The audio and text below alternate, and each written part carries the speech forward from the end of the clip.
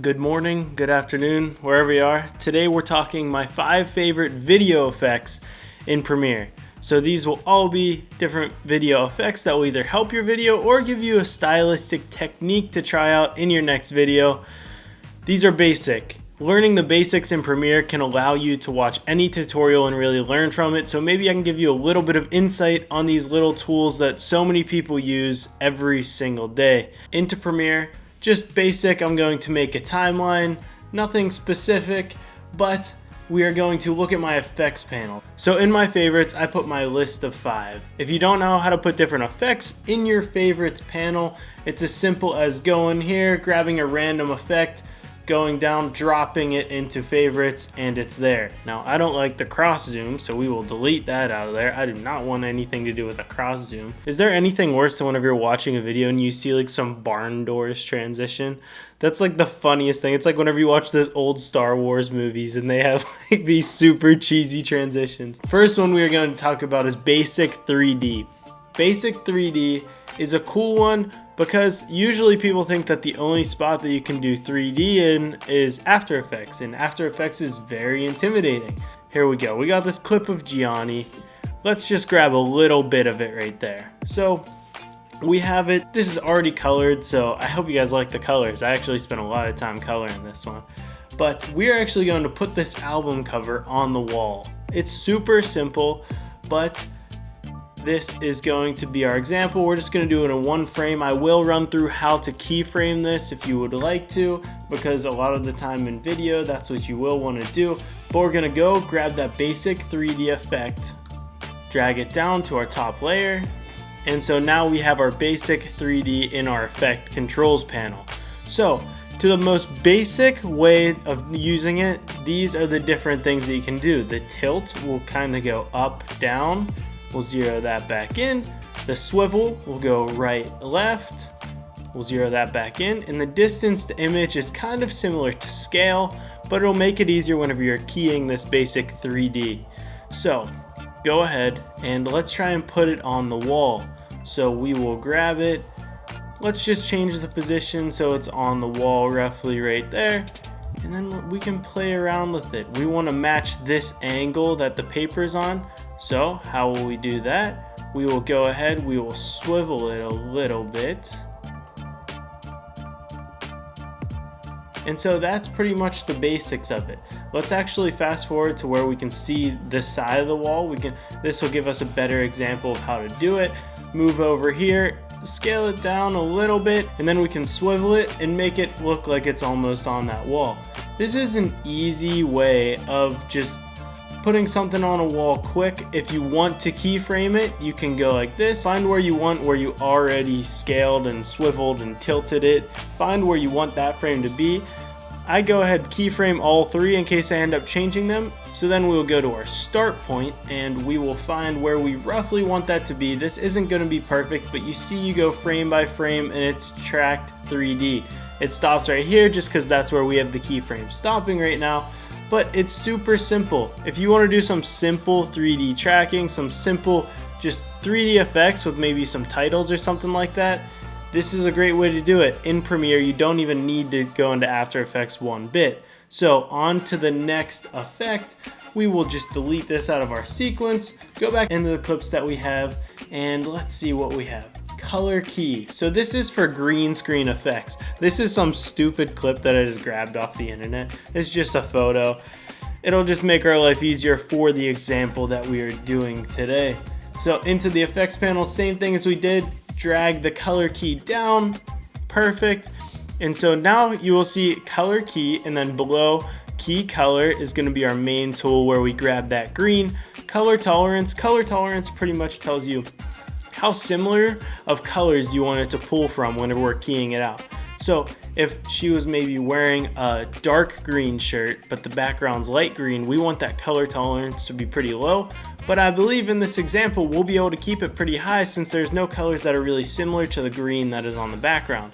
That's why if you're watching like a news TV show, if somebody's wearing green, you'll be able to see through them because it's too similar of greens, because it is a green screen most of the time whenever they're filming.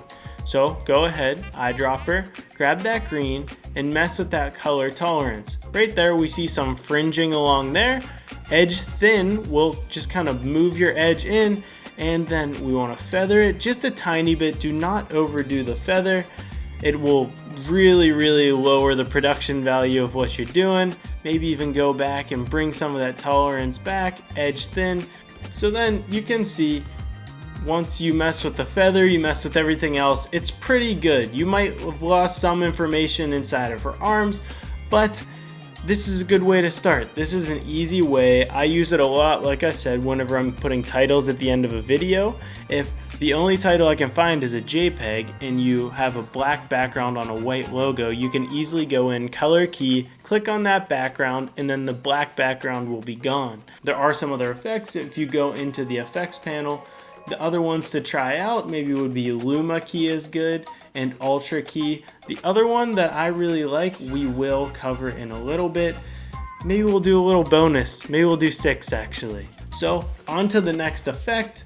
We will talk about cropping. This one's so simple, so quick.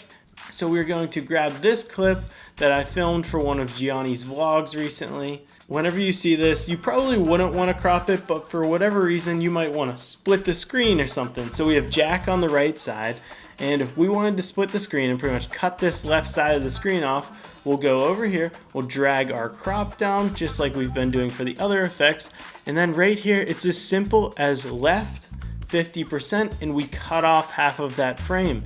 So if we wanted to do something like copy him over again, I don't know what scenario you would do this in, but it's as simple as that. You can have 2 of him because you cut half of the frame. You can do the same thing for top and bottom. Maybe you want to go 25%, cut a little bit of that top off. There are great times where you can use this, and it can actually add to some of your effects that you're trying to do. Cutting off an image, maybe duplicating it over. This is an easy effect that will save you time, maybe from going into Photoshop or trying to mask a perfect square. This will just make life so much easier. A cool way that I like to use it for a transition, I'll let you on a little bit of my secrets.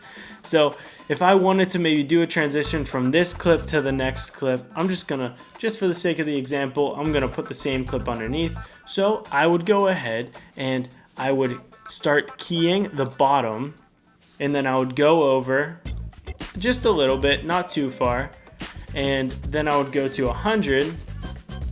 Like we talked about in a previous tutorial, ease out, ease in. This will just make it a lot smoother, and then you can go like that. So it's cool for maybe a social media video if you're trying to be quick, and you can just key it and it's a smooth transition that doesn't look choppy like you're using one of the preset transitions that are already in the effects panel. Now on to the next one. We're going to go back into that music video clip, grab a little bit more of it, find a cool part where he's really interacting with the camera. I like this part right here.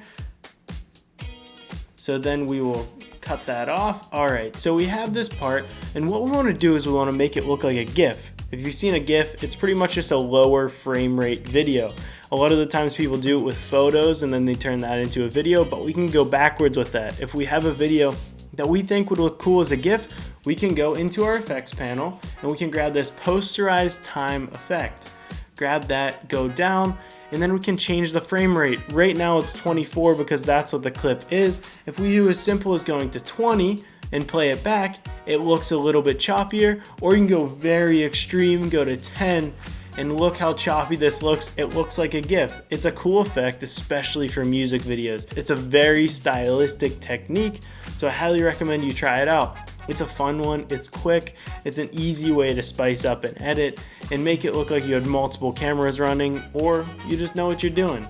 On to the last one that I mentioned we would be talking about. Like I said, we will be covering a 6th one, just as a little bonus since you guys came and watched this video.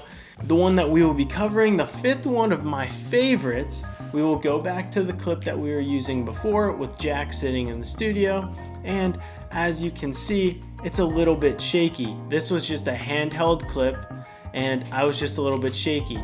So let's grab the part that we want, go here until I come out. our effects panel, Warp Stabilizer. Warp Stabilizer is definitely one of the most powerful tools that you will use in Premiere, probably one of the most common tools you will use as well, but be careful with it.